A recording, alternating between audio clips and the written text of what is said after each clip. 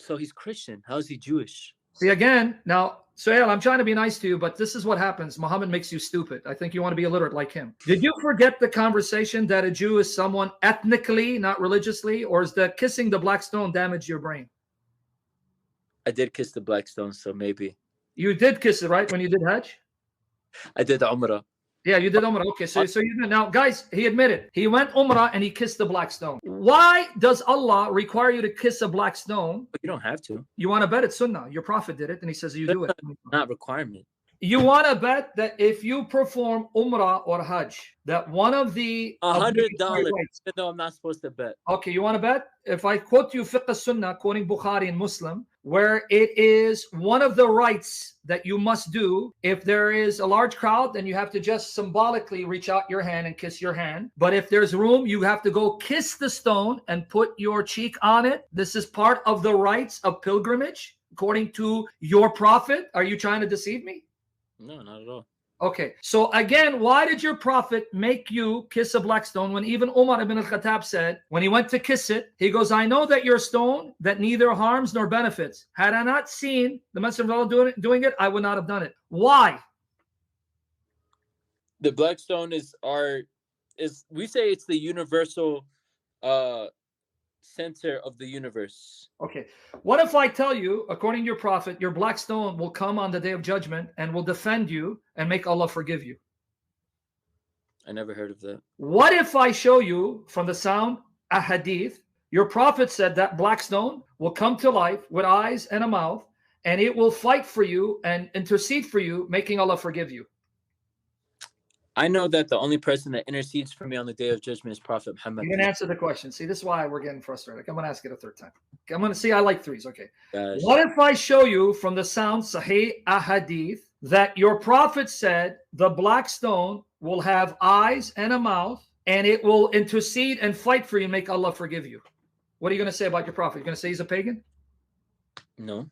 Why not? Because the pagans said the same thing. In your Quran, the pagans told your prophet, the reason why we worship the stones and the idols is so that they can bring us near to Allah. That's in chapter 39, verse 3 of your Quran. Read it. 39, verse 3, it says that the only reason why we worship them is so that they can bring us near to Allah. Because by honoring them, we're hoping they will intercede and bring us closer to Allah. That's exactly what your prophet said the black stone will do. You said 39, so you're no better than the pagans. 39:3?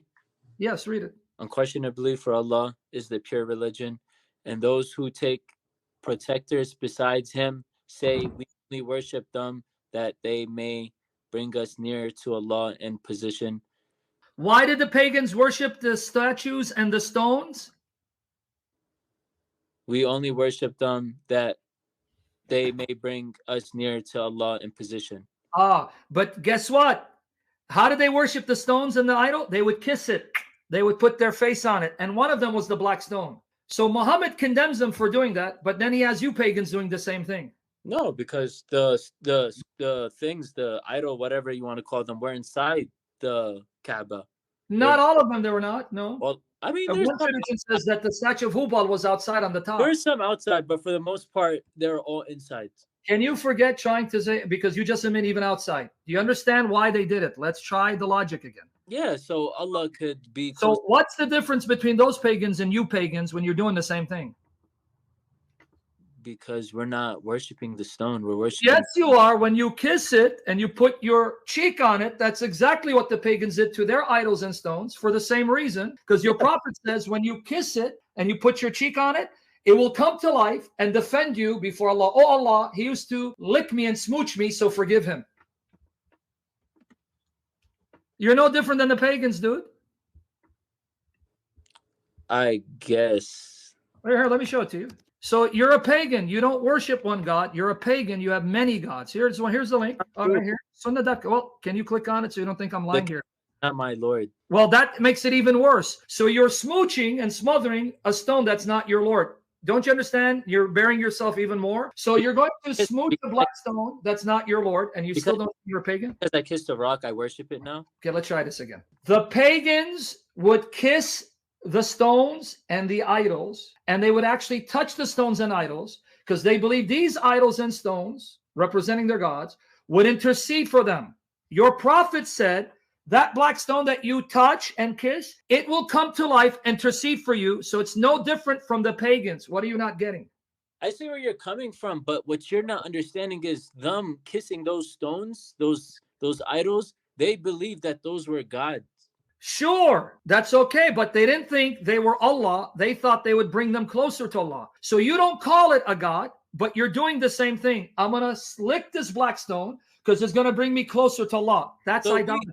we do believe as Muslims that everything on the day of judgment will come to life. Trees. Good, that's okay. I'm fine. Here it is. It was narrated that Sayyid bin Jubair said, I heard Ibn Abbas, Muhammad's cousin, the Messenger of Allah, this stone will be brought on the day of resurrection and will be given 2 eyes with which it sees and a tongue with which to speak, and will bear witness for those who touched it in sincerity. So it's going to be your intercessor.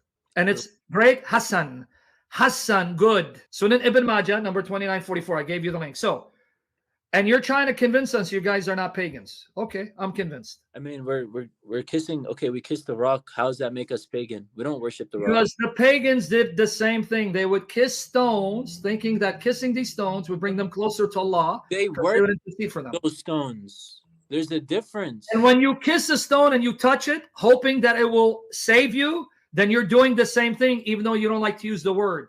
Even Umar, didn't you say Umar ibn Khattab? Yes. Doesn't do anything. We already know this. The stone. Okay, but let me repeat again. You may not use the word worship. You can deny all you want. It's not worship. What you say, you contradict by your deeds. You may say, I'm not worshiping it, but by your action, when you kiss it and touch it, hoping it will take your sin and defend you, that is worship, because you're depending on it to intercede for you. That's what a God is. Someone who comes to help you and defend you.